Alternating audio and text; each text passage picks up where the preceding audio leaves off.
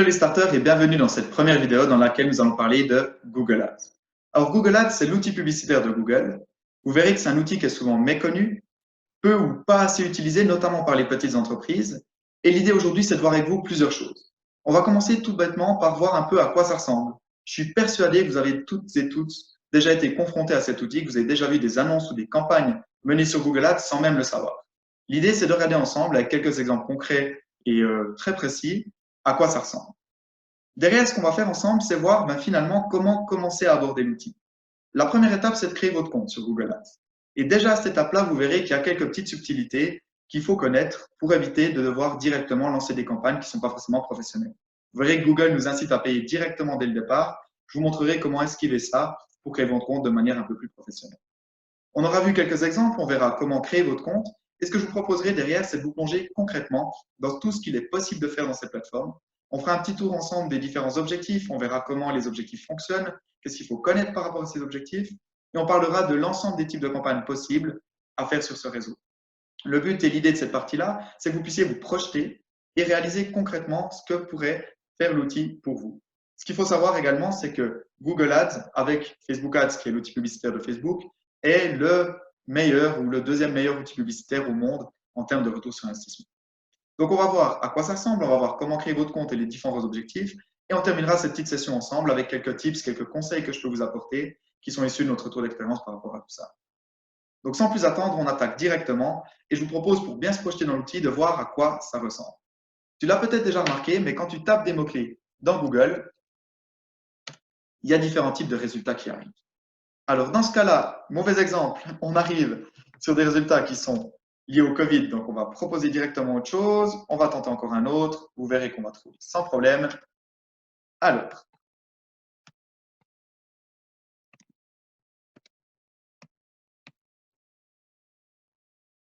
Tu l'as sûrement déjà remarqué, mais quand tu tapes certains mots-clés dans Google, on a différents types de résultats qui apparaissent.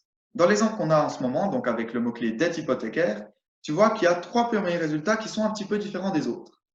Ce qu'on voit de différence, c'est tout bêtement, et c'est très discret, hein, c'est fait exprès de la part de Google, le petit annonce ici qu'on peut trouver en haut. Le petit annonce ici en haut, en fait, ça montre concrètement que si value.ch, moneypark.ch et financescout24.ch sont en première position, c'est pas parce que c'est les meilleurs sites en termes de référencement, les plus pertinents d'après Google, c'est tout bêtement parce qu'ils ont payé. Et là, tu es sur un exemple concret de ce qu'on peut faire avec l'outil publicitaire de Google. Alors souvent, la première question qu'on me pose, c'est mais combien ça coûte? Combien est-ce que ces différentes marques ont dû payer pour être tout en haut? Ce qu'il faut bien comprendre par rapport à l'outil de Google, c'est que c'est un outil qui fonctionne à ce qu'on appelle au coût par résultat. En fait, tu vas payer uniquement ce que ça t'amène comme résultat. Dans ce cas-là, ce que l'entreprise cherche à faire, que ce soit pour Value, MoneyPark ou FinanceScout, c'est générer du trafic vers son site web. Donc concrètement, pour l'instant, ça ne leur a rien coûté. Les impressions sont gratuites. Ces trois marques vont payer uniquement au moment où on clique sur leurs annonces. C'est un modèle qu'on appelle au coût par clic. Et là, lorsque je clique sur value.ch, ils payent concrètement pour avoir été là. Alors, je te rassure tout de suite, hein, on est sur des grosses boîtes, ils ont un immense budget, donc il n'y a pas de souci à se faire à ce niveau-là. Et je te vois venir aussi, beaucoup de personnes me disent, je vais aller cliquer sur tous les liens de mes concurrents pour les ruiner. Ça ne marche pas comme ça. Donc, Google compte un seul coût par clic par adresse IP, donc tu ne pourras pas le faire de cette manière. Par contre, la première chose à comprendre à ce niveau-là, c'est que investir dans Google te permet d'avoir des résultats qui correspondent à tes objectifs. On paye que si s'est passé quelque chose qu'on a souhaité, qu'on a voulu, qu'on a ciblé. Au-delà de ça, par rapport au prix, et ce sera peut-être le sujet aussi d'une prochaine vidéo, c'est un système d'enchères en fait, tout bêtement. Si beaucoup de monde souhaite se positionner sur les mêmes mots-clés, le prix du mot-clé monte et explose. Au contraire, si on a peu de monde qui veut se positionner sur le mot-clé, on peut parler de quelques centimes ou dizaines de centimes par clic et par mot-clé. On est ici sur un premier exemple de ce qu'on peut faire avec Google Ads et on parle là d'une campagne qui est sur le réseau de recherche de Google. Mais tu verras que ce n'est pas tout. Il y a plein d'autres types de campagnes qui sont possibles. Je t'en montre un second et on va tout bêtement taper machine à café. Donc, tu es un consommateur, tu veux voir un petit peu ce qui se passe ou ce que tu peux avoir comme type de résultat pour les machines à café. Et là, tu vois qu'on retrouve des annonces dans le réseau de recherche, mais également sur la droite ici, ce qu'on appelle des résultats shopping. Et là, de nouveau, ce n'est pas par hasard. Ce n'est pas les meilleures machines à café qui sont sorties par Google pour nous les proposer. On est de nouveau sur des résultats payants. Donc, lorsqu'on voit M Electronic, Coffee Avenue ou Microspot ici dans les trois premiers résultats, c'est tout bêtement qu'ils ont payé Google pour être présents à cet endroit. Et là, ils ont fait un type de campagne qu'on appelle des campagnes shopping. Les campagnes shopping, donc on verra un petit peu ce qu'on peut y faire, mais très précisément, c'est intéressant quand tu vends plutôt des produits que des prestations. Et tu vois que ça peut être très, très, très précis suivant les mots-clés que tu cibles. On change un petit peu de registre et on va aller se balader sur une autre plateforme de Google qui est YouTube. Alors, tu ne le sais peut-être pas, mais YouTube appartient effectivement à Google. Et là, de nouveau, on peut être confronté à la publicité. Alors, tu l'as sûrement déjà vu, ça t'a sûrement déjà exaspéré parce qu'on est très peu à être fan de ça. Mais lorsque tu lances une vidéo, ben là, dans ce cas-là, je vais mettre un bon son des Fujis qui fait partie de ma playlist préférée. Et avant que ma vidéo se lance, eh ben, c'est très discret ici de nouveau, mais une annonce qui arrive. Alors, situation actuelle oblige, on a une annonce cette fois-ci sur la prévention pour le coronavirus. Mais là, concrètement, là, le Conseil fédéral, donc la Confédération suisse, a payé pour que, avant que je puisse voir ma vidéo, je sois soumis à l'alerte. Et de nouveau, tu sais que dans 4 secondes, tu peux passer à ta vidéo. Tu peux ignorer l'annonce. Et dans ce cas-là, si j'ignore l'annonce, ben, il faut savoir que l'entreprise, donc dans ce cas-là, la Confédération, ne paye rien. Les entreprises payent uniquement si tu as vu au minimum 20 secondes de leur publicité ou alors la publicité dans son ensemble. Et là, de nouveau, on est sur un coût au résultat qui est intéressant. Troisième exemple qui peut être pertinent par rapport à l'outil publicitaire de Google, je suis là sur un article de blog, sur un blog que j'aime bien qui s'appelle Siècle Digital. Alors, il y a des très bons articles, des qui sont un peu moins qualitatifs, mais on trouve vraiment des choses sympas. Et tu vois qu'ici, tout en haut sur mon écran, on a une pub pour un magasin de meubles d'aménagement qui s'appelle Fister. C'est pas par hasard si on a ça. Je viens récemment de changer d'appartement, j'ai tout juste déménagé la semaine passée. Et bien entendu, quand tu déménages, tu vas regarder un petit peu des articles sur les différents sites. Et là, ce qu'a fait Fister, c'est ce qu'on appelle du remarketing. C'est-à-dire qu'ils ciblent des personnes qui ont visité leur site web et qui ont consulté des produits en particulier sur le site web pour leur reproposer de nouveau les produits derrière. Et là, tu vois qu'on a de la pub qui peut être ici. On a de la pub ici sur le côté par rapport au chauffage. On a une offre ici de printemps de Swisscom. De nouveau, ils m'ont appelé il n'y a pas longtemps, ils m'ont ciblé avec la publicité. Et tu vois qu'il peut y en avoir partout. Donc là, c'est un exemple de ce qu'on appelle un type de campagne réseau display.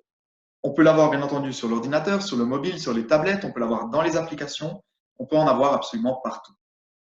On n'est bien entendu pas exhaustif avec cette petite présentation, on est dans une découverte, une introduction de l'outil. Mais tu vois déjà à cette étape-là que Google, concrètement, te permet de toucher les gens absolument partout.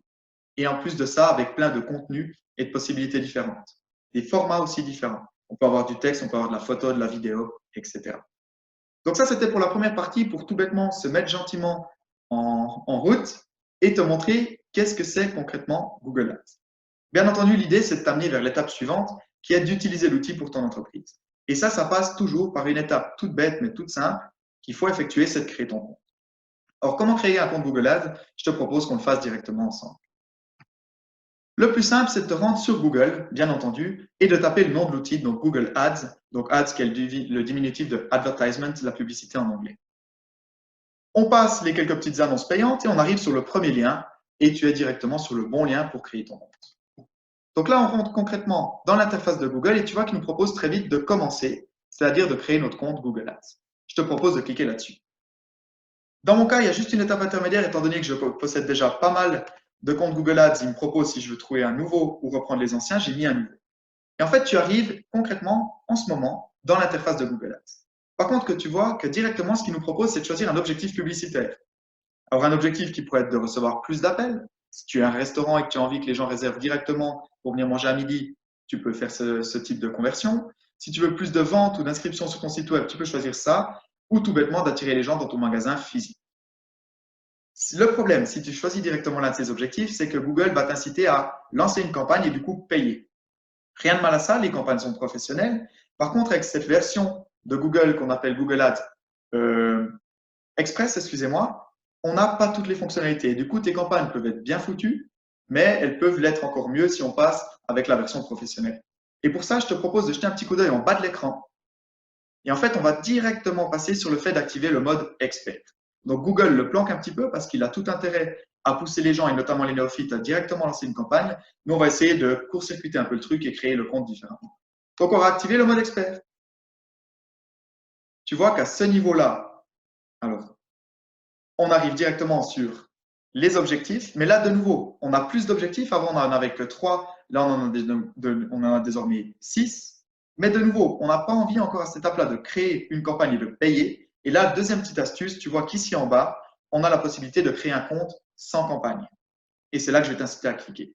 Donc, toi que Google est malin, il est un tueur en marketing, mais également très pervers, il nous pousse tout du long à payer. Par contre, si tu suis ces deux petits conseils, donc d'activer d'abord le mode expert et de créer un compte sans générer de campagne, ben là, tu es enfin dans la bonne étape pour créer ton compte et tu n'as plus que 2 étapes à faire pour arriver sur ton compte. Une fois que ton compte est créé, tu pourras cette fois-ci venir te balader dans les objectifs, tester, te renseigner, essayer sans devoir lancer de campagne directement. Là, concrètement, on est sur l'aspect lancer une campagne et choix de l'objectif. Alors, je vais juste mettre la fenêtre en plus petit pour qu'on voie tous les objectifs. Voilà, parfait. Et ce qu'il faut bien comprendre, c'est la première étape et je pense la plus importante au niveau des objectifs, c'est que Google te propose différents objectifs, mais qui sont derrière générés par différents algorithmes. Donc, c'est une chose que les gens ne connaissent pas forcément, mais qui est très importante à connaître, c'est que Google a plein d'algorithmes différents qui sont spécialisés selon tes objectifs. On a 3 niveaux d'objectifs principaux. Le premier niveau, c'est le niveau qu'on pourrait appeler de visibilité, de notoriété. Il comprend 2 objectifs.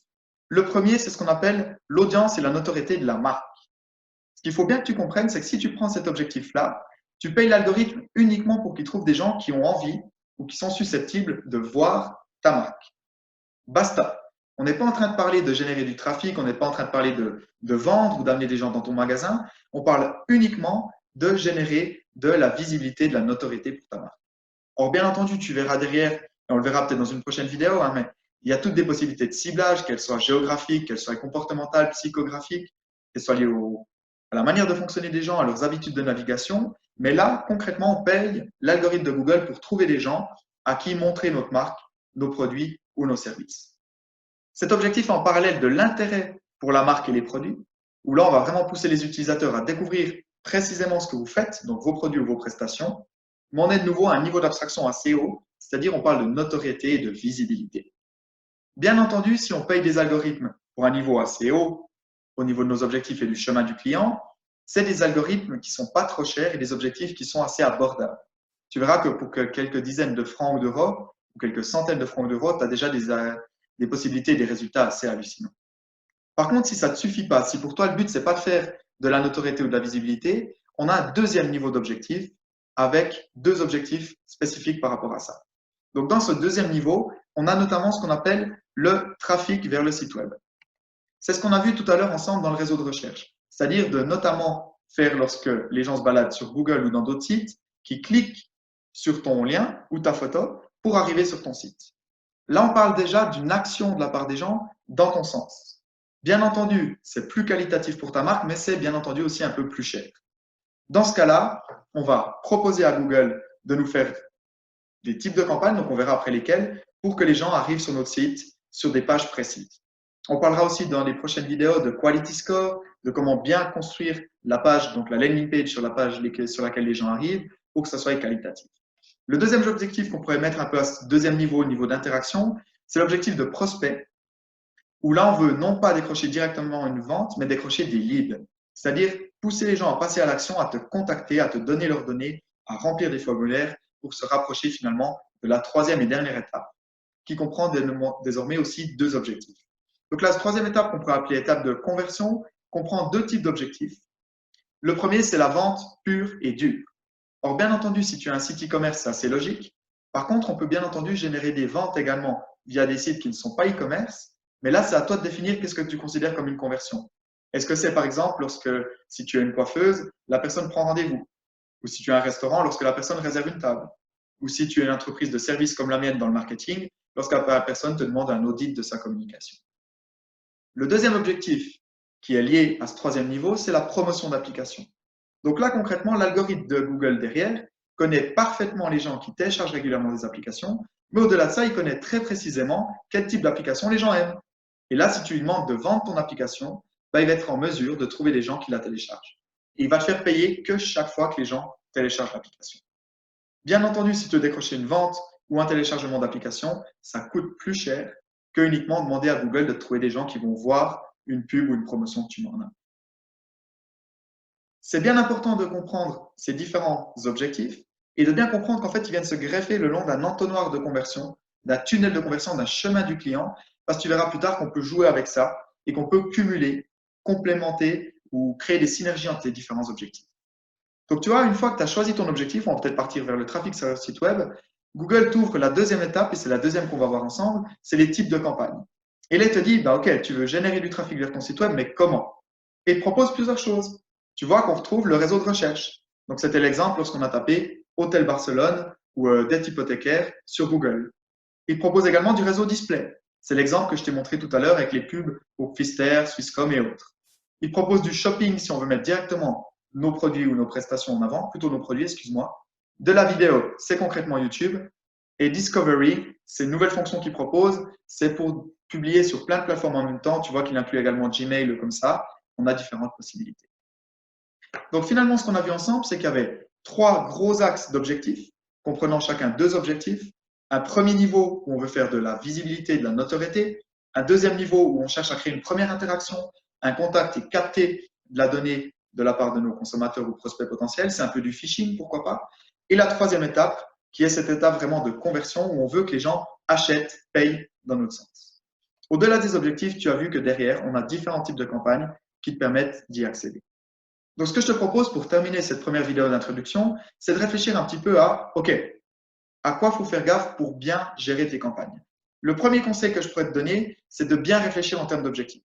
C'est vrai que souvent, les gens se disent, OK, ben moi, j'ai envie de faire de la vente. Mon but, c'est de vendre. Par contre, ce qu'il ne faut pas que tu oublies, c'est que le consommateur passe, lui, par différentes phases. Et si tu as une nouvelle entreprise qu'on ne connaît pas du tout, ni tes produits, ni tes services, ni ta marque, ben c'est clair que ça peut être intéressant de passer d'abord par une étape d'audience, c'est-à-dire plutôt de faire de la notoriété et de la visibilité. Donc, toujours avoir un objectif qui est en adéquation avec l'action que tu veux être effectuée par les gens que tu cibles. Tu veux que les gens t'appellent, tu prends un objectif en conséquence. Tu veux que les gens connaissent ta marque lorsque tu leur en parles, pour faciliter un peu tes entretiens de prospection, tu prends un objectif en conséquence. Le deuxième élément, ça va dans la continuité de ce premier élément. Il faut toujours que tu penses à choisir le bon type de campagne. Et ça dépend déjà de ton objectif, c'est assez logique et on vient de le voir, mais également du type de contenu que tu veux mettre en avant. Si tu as du contenu vidéo, c'est clair que YouTube fera beaucoup de sens. Si tu as des contenus qui sont plutôt texte, le réseau de recherche serait peut-être plus pertinent. Si c'était visuel que tu veux mettre en avant, le réseau display fera du sens. Donc, bien choisir ton objectif, bien choisir le type de campagne. Et finalement, le dernier conseil ou retour d'expérience que je peux te donner, voilà, on n'est jamais sûr de son coup sur Google. Tu verras que Google est génial parce qu'il te permet, dans chacune des campagnes, et on le verra dans une prochaine vidéo sur la structure d'une campagne, de tester. Donc, on ne sait jamais quel visuel, quel texte ou quelle vidéo est la meilleure, sera la plus percutante auprès de nos consommateurs. Donc, on peut en tester plusieurs. Il ne faut pas penser que dès ta première campagne, tu vas cartonner et avoir des résultats extraordinaires. Ça peut arriver. Par contre, souvent, c'est une bonne phase de test, du A/B testing comme on appelle, pour voir ce que ça donne, de bien ou de moins bien, et affiner, améliorer, compléter tes vidéos au fur et à mesure. Au-delà de ça, comme je te le disais tout à l'heure, n'hésite pas à combiner des campagnes. Moi, ce que je fais très, très souvent, c'est de créer des campagnes pour générer du trafic dans mon site web. Donc, je paye Google pour m'amener du monde sur des pages spécifiques de mon site web. Et derrière, je monitore sur mon site web ce que les gens font. Et si je vois que les gens sont arrivés sur mon site, mais qu'ils ne sont pas allés plus loin, ils n'ont pas pris contact ou réservé une formation, par exemple, j'utilise une deuxième campagne de Google qui est une campagne de conversion, où là, je vais faire du remarketing, c'est-à-dire recibler les gens qui sont venus pour une première fois sur mon site. Et là, en fait, on utilise une première campagne pour amener du monde sur le site, les amener à découvrir tes prestations, tes produits, qui tu es finalement, et une deuxième campagne pour essayer de les convertir, de les faire acheter, de les faire consommer. Donc voilà, on arrive à la fin de cette première vidéo. On était vraiment, comme je te le disais, sur une introduction, une découverte de cet outil. J'espère que pour toi, ça a pu déjà te faire connaître des choses, t'amener quelques conseils, quelques tips. Ça t'a donné envie peut-être aussi de l'utiliser. Bien entendu, il y aura plein d'autres vidéos qui vont venir derrière pour aller plus loin sur l'outil. Et n'hésite surtout pas à me laisser tes commentaires, à me laisser tes feedbacks sur la vidéo. Est-ce que ça t'a plu? Est-ce que ça t'a été utile ou pas? À me poser tes questions, j'y réponds avec grand plaisir. Et surtout, n'oublie pas, be a starter.